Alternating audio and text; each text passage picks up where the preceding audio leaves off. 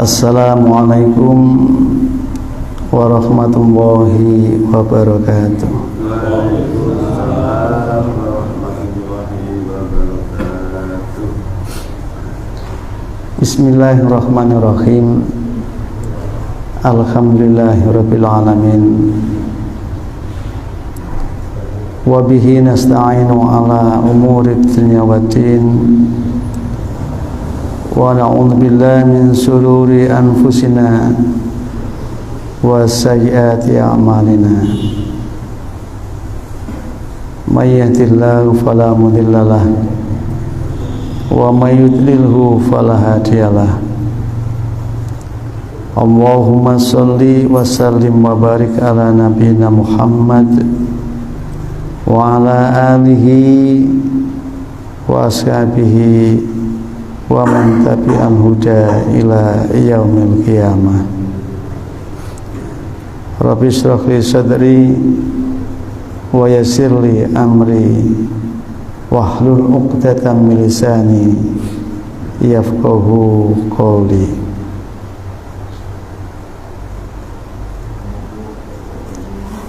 Bapak Ibu jamaah salat subuh Masjid An-Nur rahimakumullah. Alhamdulillah, puji syukur kita kepada Allah Subhanahu wa taala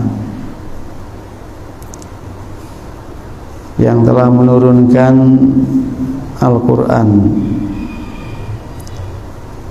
sebagai hudan petunjuk dan sekaligus rahmatan, sebagai rahmah kasih sayang Allah kepada kita sebagai manusia yang selalu ingin merasakan kenikmatan, kebahagiaan dan keselamatan hidup dunia dan akhirat, yang selalu berdoa Rabbana atina fid dunya hasanah wa fil akhirati hasanah wa qina adzabannar. Insyaallah doa itu merupakan silahul mukmin, pedang perisai bagi orang yang beriman.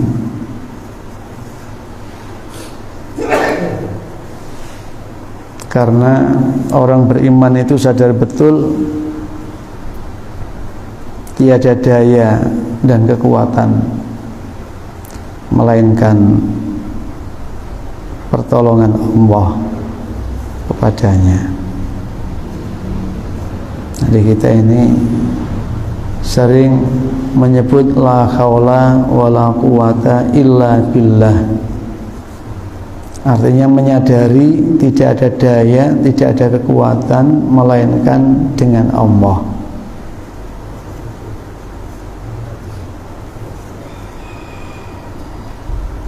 Sehebat dan sekuat apapun tenaga yang kita punya, secerdas, sepintar, sepiawai apapun kecerdasan intelektual kita miliki,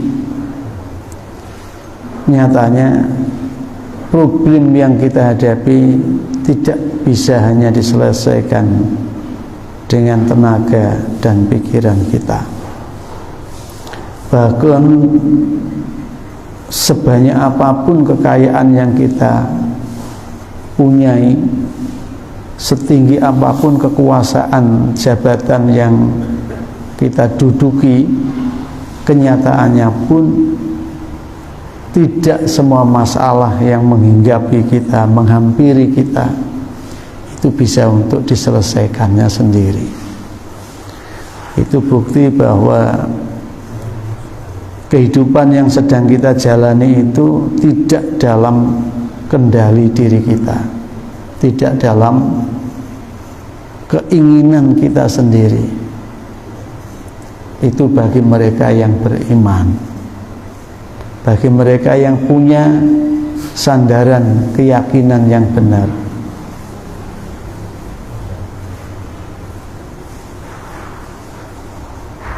Oleh karena itu, meneguhkan dan mengokohkan kesadaran bahwa apa yang ada ini adalah anugerah dan karunia, amanah yang mesti kita gunakan dan kita jalankan sesuai dengan sang pemberinya. Itu menjadi urgen dan penting untuk terus-menerus dilakukan agar tidak sampai menggerus, bahkan menghancurkan terhadap benih-benih kepercayaan, benih-benih keimanan yang ada di dalam hati kita. Karena setan pun tidak senang ketika kita itu berada di jalan yang benar.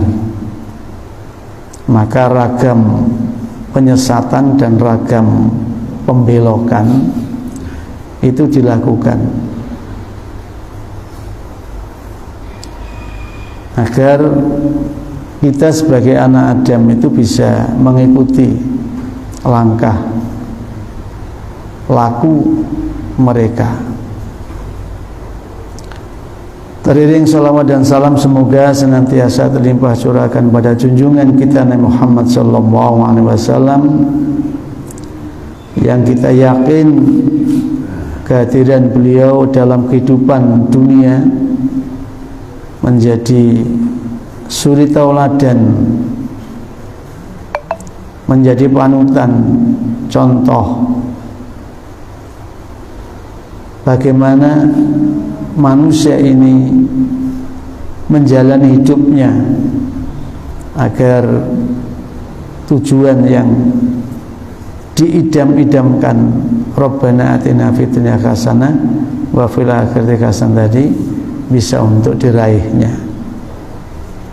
Ya. Di dunia dapat kehidupan yang hasanah, di akhirat juga mendapat kehidupan yang hasanah, yang bergelimang dalam kenikmatan, kebahagiaan dan keselamatan. Selanjutnya dalam kesempatan ini akan saya bacakan salah satu dari ayat Allah yang mudah-mudahan menjadikan kita lebih bergairah, bersemangat di dalam menjalani kehidupan ini berdasarkan pada petunjuk yang diberikan olehnya, oleh Allah Subhanahu wa ta'ala, sehingga semakin jauh kita menjalani kehidupan dunia kita ini, semakin dekat dengan apa yang kita inginkan. Karena ada sebuah syair yang menyebutkan tarjun najah walam tasluk masa nikaha wa'lam anna safinata la tajri alal yabasi.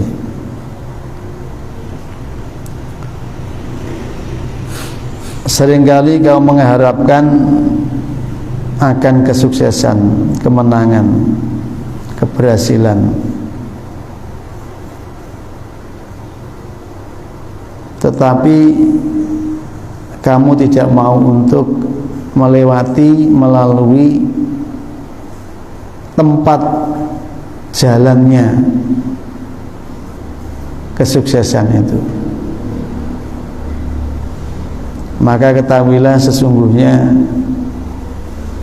tak pernah perahu bahtera itu berlayar di daratan, di tempat yang kering. Artinya antara harapan dan laku langkah yang ditempuh itu seringkali bertolak belakang.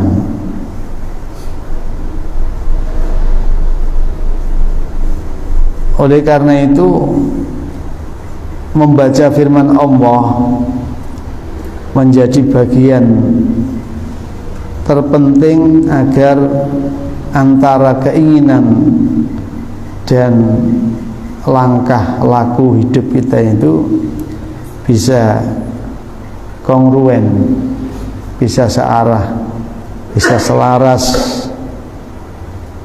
Ya. Jadi kadang-kala kita itu ingin terhindar dari sebuah malapetaka, tapi langkah laku hidup kita menuju ke arah kecelakaan, kehancuran. Nah, lebih mengherankan lagi, menuju ke arah kehancuran itu dalam keadaan tidak merasa, tidak merasa bahwa dia sedang menuju ke hancuran. Perasaannya dia menuju kepada keselamatan. Di dalam surah Al-Isra ayat 36 Allah menyebut a'udzubillahi minasyaitonirrajim wala taqfu ma laisa laka bihi ilmun innas sam'a wal basara wal fuada kullu ulaika kana anhu mas'ula. Wala dan janganlah takfu engkau Muhammad berdiri kokoh tegak wakaf. Wakaf itu berhenti, berdiam.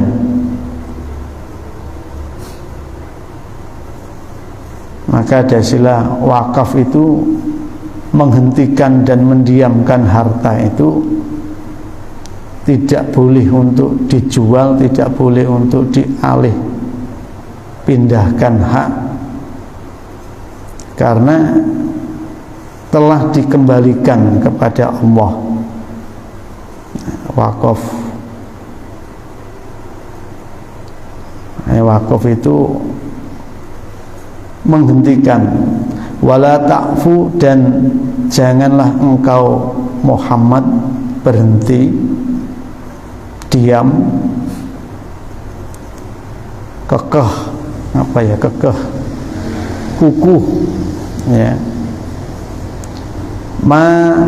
Pada apa yang laisa tiada laka bagimu bihi dengannya, dengannya sesuatu itu apa? Ilmun, pengetahuan, ilmu. Janganlah kamu berdiam diri, janganlah kamu senantiasa ajak mengikuti, istiqomah mengerjakan suatu perbuatan yang kamu tidak memiliki ilmunya.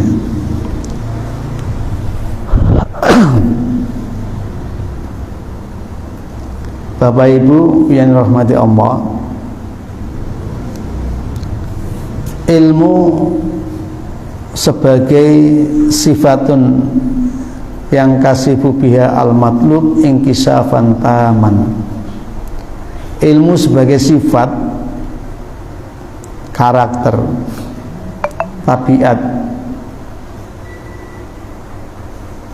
yang melekat kepada jiwa manusia, yang melekat pada diri manusia ini, yang karenanya apa yang dicari, apa yang diingini, apa yang dituntut itu bisa dicapai dengan sempurna, bisa diungkap dengan sempurna. Itu Abdul Hamid di dalam Al-Bayan menyebut seperti itu. Jadi ilmu itu sebuah sifat yang melekat pada jiwa manusia, yang dengannya apa yang dicari, apa yang dituntut, apa yang diingini itu bisa diraih, bisa diungkap, bisa dimengerti, ya, dengan sempurna. Makanya al-alam, al-alim, ya, al-alamah, al-alim wallah, sesungguhnya yang maha tahu itu adalah Allah, ya. Maka ketika Allah itu yang maha tahu, dia punya wewenang, punya otoritas untuk menyampaikan kepada manusia pengetahuan-pengetahuan agar manusia itu tidak menjadi sosok makhluk yang kemudian tersesatkan. Jadi ilmu itu bisa diperoleh dengan cara ghorizatan, dengan cara instinktif. Wong ngantuk iku ya kudu turu, berarti nek ngantuk njupuk bantal. Ana ngantuk kok njupuk roti, iku keliru secara instinktif. Kalau perut lapar, yang diambil roti, makanan. Itu benar. Perut lapar kok yang diambil itu amer, ya, itu bahaya malahan. Ya. Jadi gorizah, orang kalau haus dahaga maka dia akan mencari sesuatu yang bisa diminum. Itu instinktif, ya. Yang kedua dengan cara khisiatan, indrawi. Pengetahuan manusia, ilmu manusia itu bisa juga diraih dengan cara indrawi. Jadi melihat, mendengar, kemudian meraba, itu mencium, itu orang bisa mengenali sesuatu. Makanya kucing itu kadang-kala dengan anjing itu kalau kesesat itu dia mencium bekas jalannya itu, ya. Jadi manusia juga pada awalnya melalui indrawinya mendapatkan pengetahuan. Dia bisa membedakan merah, putih, hijau, kuning. Dia bisa membedakan ragam barang. Itu faktornya adalah dia punya indrawi. Dia bisa melihat, dia bisa mendengar, dia bisa meraba, dia bisa untuk mencium, dia bisa untuk apa itu, merasai, yang pakai lidah itu, ya. Bahkan dengan rabaan tidak mesti pakai tangan, pakai kaki juga bisa, ya. Jadi orang yang nyari sesuatu di sungai yang airnya itu tinggi, dia nggak mungkin pakai tangannya, pakai kakinya untuk ngerayai, itu ya, untuk nyari itu kakinya itu. Oh ini kerang, oh ini kijing, oh ini kercuk, apa kercuk itu ya? Ini gak kenal ya, cili-cili itu Pak. Ya yang hitam itu, cili hitam itu biasanya bebek itu yang makan, ya. Itu kalau dulu saya kan biasa di sungai gitu, ya. Itu kalau untuk membedakan ini kijing, ini kerang, ini ya, kone wis ketemu kijing selulupi. Atau nyari ikan sili. Kalau nyari ikan sili itu di lumpur, tapi tanahnya itu agak atos. Jadi kalau lumpurnya itu ada tanah gerinjel, nah itu kita kemudian selulup, lalu diambil kiri kanannya, diangkat lumpurnya. Ikannya ada di dalam yang atas itu. Biasanya kalau di Lamongan itu ada nasi boranan itu sing bener iwak sili dipanggang gitu. Esok-esok ngomong panganan ya. Seger banget ya. Jadi indrawi manusia itu sangat membantu. Yang ketiga, manusia itu mendapatkan pengetahuan boleh jadi melalui akalnya. Akal itu nalar. Jadi Allah itu selain menciptakan indera, alat-alat yang sederhana, yang ya sebenarnya canggih juga, karena nanti di dalam menimbang kebenaran itu orang menjadi berdebat apakah kebenaran akal atau kebenaran indrawi atau kebenaran yang filosofi. Nah, yang keempat itu falsafah. Jadi orang bisa mengatakan ini baik, ini buruk, ini benar, ini salah. Itu bisa juga melalui nalar, runutan pikiran manusia itu sendiri, yang sering disebut dengan kecerdasan ya. Jadi manusia itu diberi kemampuan rohani untuk bisa mengenali dengan tepat dan benar segala apa yang maujud yang ada ini. Maka ketika kebenaran indrawi dengan kebenaran akli itu kadangkala juga ada perbedaan. Jenengan lihat bintang itu kecil, jenengan lihat matahari itu kecil, lihat bulan itu kecil dibanding dengan bumi yang jenengan huni. Ternyata besar kecilnya indera tadi itu dipengaruhi oleh jauh dekatnya letak diri kita, posisi kita dengan barang-barang yang ada. Nah sebenarnya itu kalau diteruskan, ada yang dekat tapi nggak kelihatan, ada yang jauh juga tidak kelihatan, ada yang dekat tapi kelihatan, ada yang jauh tapi kelihatan. Nah itu dimengerti melalui akal. Jadi akal manusia itu bisa untuk menerima sesuatu yang menurut pandangan matanya itu berbeda. Jadi kalau kita mengatakan bintang itu kecil, itu dasar utamanya adalah indera. Tapi kita bisa menerima sebenarnya bintang-bintang itu lebih besar daripada bumi yang kita huni ini, dan itu kebenaran akal ya. Makanya kan kebenaran akal itu menggunakan metode tertentu, objeknya jelas ya, sistematika argumen atau logikanya itu juga tepat. Nah, kalau keliru sidik ngono ya salah ya. Kusno makan nasi, ayam makan nasi. Nah, maka Kusno adalah ayam. Oh, itu kan premis yang dibangun salah. Logikanya benar, logikanya itu. Nah, ilmu itu yang bersifat nalar itu juga bisa saja terjadi kekeliruan dan dikoreksi ya. Karena kebenarannya bersifat tentatif.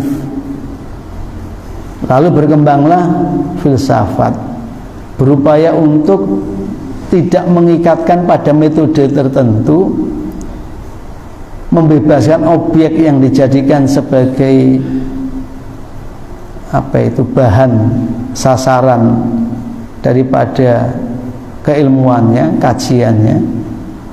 Maka kemudian manusia berskeptis ketika melihat di sana ada bintang atau apa itu barang-barang angkasa itu, planet ya. Lalu dilihat dari jarak yang sama, planet itu dilihat dari jarak yang sama dengan jarak melihatnya bumi, kok punya kemiripan. Dari sisi warnanya ada kemiripan, dari sisi geraknya ada kemiripan.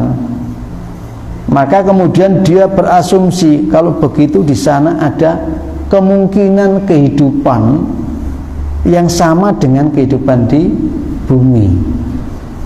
Nah, ini kemudian dilakukan penjelajahan, walaupun tidak bisa untuk masuk ke dalam planet itu, tapi akhirnya dia berskeptik. Oh, di planet itu ada penghuninya, ya, ada penghuninya. Nah, suatu saat ilmu yang diperoleh dengan cara berfilsafat ini akan mengantarkan satu titik kesadaran bahwa ternyata ketika dipikir, ketika direnung, ketika diilmiahkan kehidupan ini, ujungnya menjadi tidak ilmiah. Semakin diberi batasan rumusan-rumusan mengenai sesuatu itu, semakin sulit manusia untuk menembus terhadap sesuatu yang ada tadi itu. Jadi misalkan ya, kalau di bumi ini kelihatan nampak hijau, kebiruan misalkan, itu karena di bumi banyak pepohonan. Yang nampak hijau di sana, apakah itu pepohonan atau itu lumut atau itu sesuatu kabut yang meliputi daripada planet itu?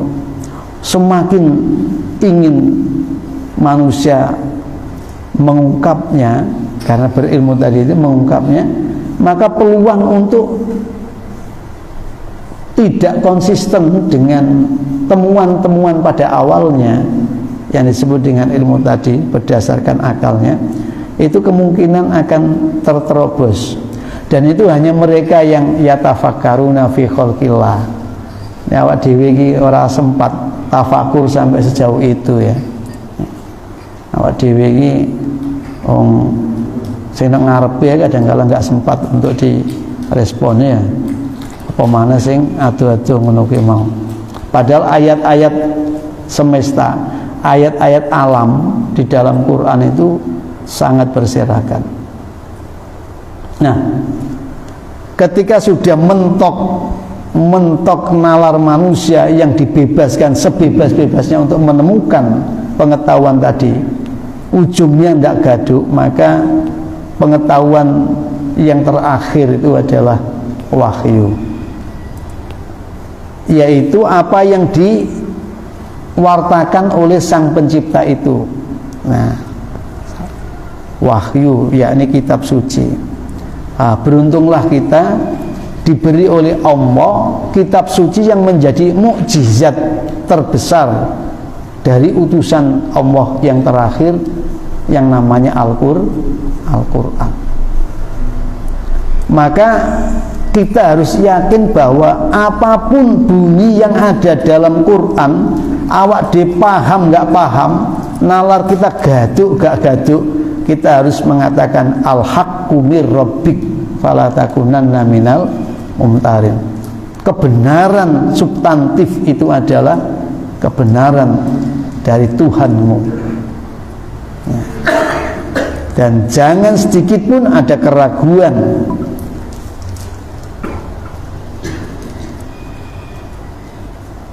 Dan kebenaran yang diberikan Tuhanmu itu kebenaran yang akan menuntun pikiranmu, menuntun hatimu, menuntun cara pandangmu menuju dalam kehidupan yang lurus,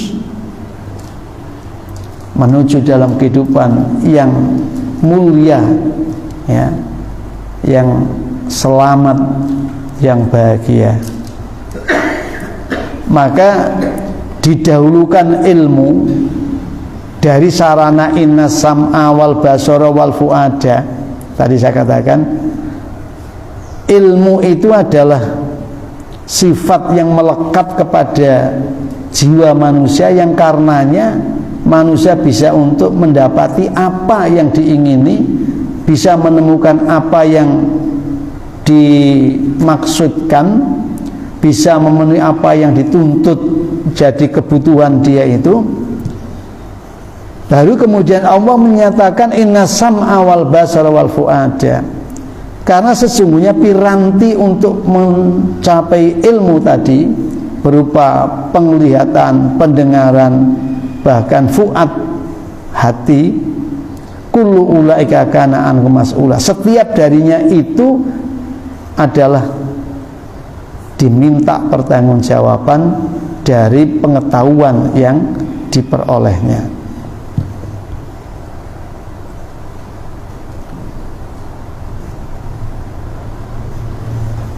Jadi apa yang kita peroleh dari pengetahuan itu menyebabkan kita melakukan atau tidak melakukan suatu perbuatan. Makanya sering dikategorikan orang yang berilmu dengan tidak berilmu itu pasti beda sikap laku dalam kehidupannya itu. Oleh karenanya wala tamsi fil ardi maroka, janganlah engkau Muhammad berjalan di bumi ini, di dalam bumi ini dengan maroka, dengan kesombongan dan kecongkakan. Ojo sombong, ojo gumedhe. Innaka lan tahriqal arda wa lan tablughal jibala tula, karena sesungguhnya kamu tak mungkin untuk menembus, ya, tidak mungkin lu dapat menembus bumi walaupun jenengan punya ilmu apa kayak ilmu ini sambal kayak yang iso ndresep ning bumi utawa nganggo ilmu ini wayang ontorjo gitu. Iso ambes ning bumi, ya. Meski kau punya ilmu seperti itu, kamu tidak akan bisa menembusnya, ya. Dan juga kamu tidak akan mampu untuk apa itu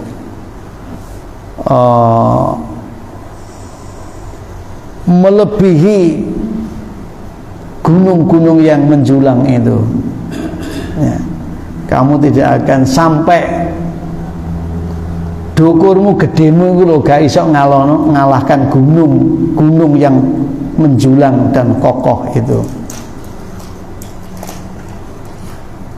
Jadi ini ono wong tenggelam dalam kesombongan itu karena memang dia kurang di dalam bertafakur betapa ciptaan-ciptaan Allah itu masih banyak, jauh lebih hebat daripada dirinya itu.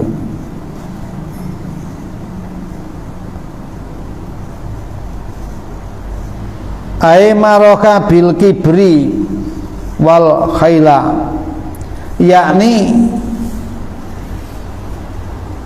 keangkuhan itu dari perilaku takabur, gumedhe, dan dari kecongkakan.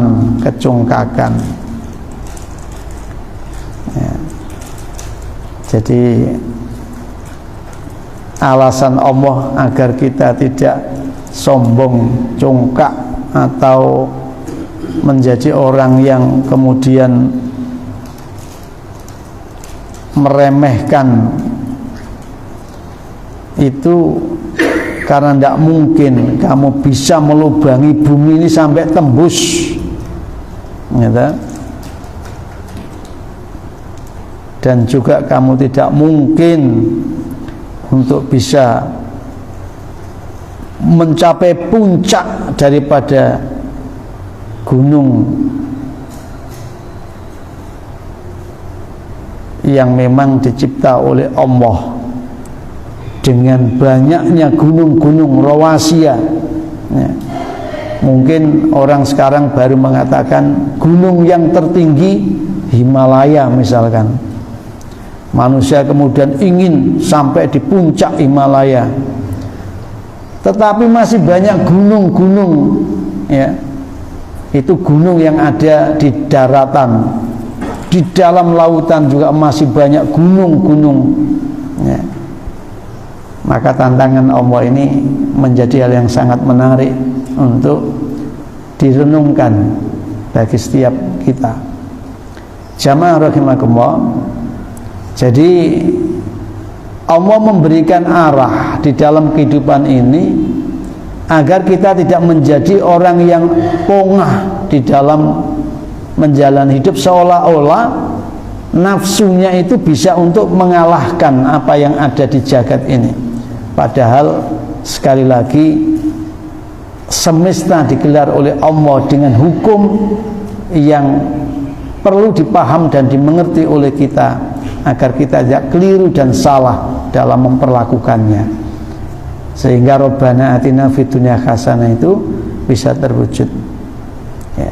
Baik, saya kira ini